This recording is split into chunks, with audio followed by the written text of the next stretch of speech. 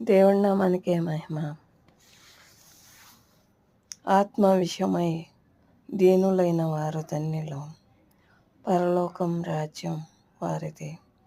దుఃఖపడు వారు ధన్యులు, వారు ఓదార్చబడుదురు.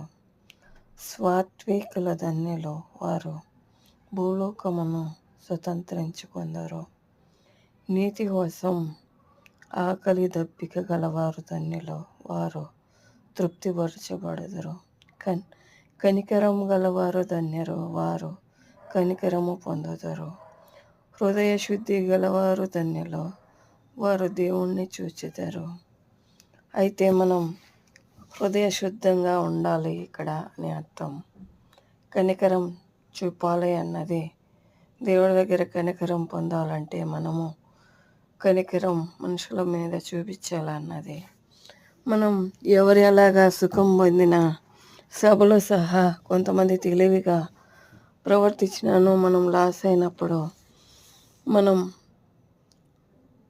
నీతి కోసం ఆకలి దప్పిగా ఉంటే మాత్రం అది పరలోక రాజ్యంలో తృప్తి పడతాం అనే విషయాల్లో. స్వాతికులు అంటే ఓపిక ఉన్నవాళ్ళు, వాళ్ళు ఈ లోకాన్ని స్వతంత్రించుకుంటారని